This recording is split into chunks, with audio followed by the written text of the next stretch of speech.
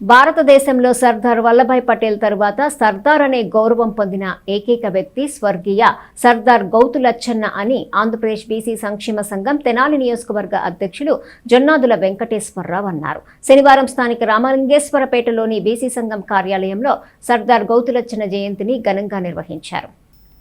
సర్దార్ గౌతు లచ్చన్న జయంతిని తెనాలి నియోజకవర్గ బీసీ సంక్షేమ సంఘం ఘనంగా నిర్వహించింది. బీసీ సంఘం కార్యాలయంలో ఆయన చిత్రపటానికి పూలమాలలు వేసి ఘన నివాళి అర్పించింది. ఈ సందర్భంగా జొన్నాదుల వెంకటేశ్వరరావు మాట్లాడుతూ గాంధీజీ పిలుపుతో స్వాతంత్ర ఉద్యమంలో, ఉప్పు సత్యాగ్రహంలో, విదేశీ వస్తు బహిష్కరణ ఉద్యమంలో పాల్గొన్నారని చెప్పారు. ఉప్పు సత్యాగ్రహంలో పాల్గొన్న సమయంలో 40 రోజులు జైలు జీవితం గడిపారని తెలిపారు. స్వతంత్రం సాధించేంత వరకు వివాహం చేసుకోనని శపథం చేసి స్వతంత్రం వచ్చిన అనంతరం 37వ ఏట లచ్చన్న వివాహం చేసుకున్నారని పేర్కొన్నారు. సర్దార్ గౌతు లచ్చన్న స్వాతంత్రోద్యమ నాయకునిగా, శాసనసభ్యునిగా, మంత్రిగా ఎన్నో కార్యక్రమాలు నిర్వహించారని, నేటి యువత ఆయన్ను ఆదర్శంగా తీసుకోవాలని వెంకటేశ్వరరావు కోరారు.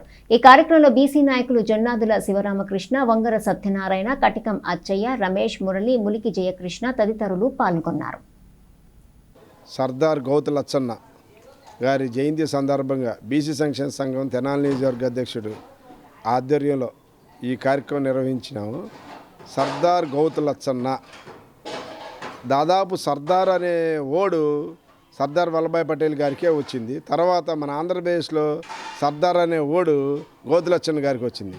ఎందుకంటే స్వాతంత్ర వీరుడుగా అనేక ప్రోగ్రాంలు కష్టపడుతూ చేస్తూ నేను స్వతంత్రం వచ్చేదాకా వివాహం చేసుకోనని ఆ రోజుల్లోనే దేశభక్తి ప్రకటించి దేశభక్తి భావజాలాలు కలిగిన వ్యక్తిగా ఉండటం, స్వతంత్రం వచ్చినాకే పెళ్లి చేసుకున్నాడు. 37 సంవత్సరాల వయసులో పెళ్లి చేసుకున్నాడు.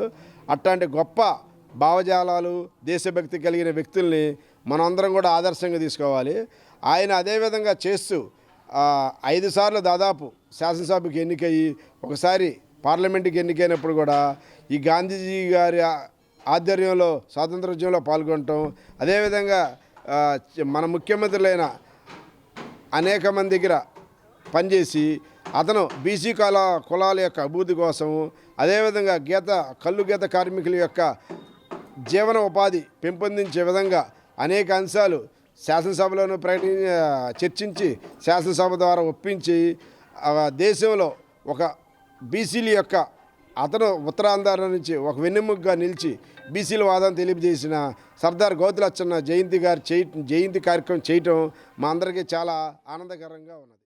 సర్దార్ గౌతు లచ్చన్న గారికి గీత కార్మికుల తరపున ధన్యవాదాలు తెలుపుతున్నాం సార్.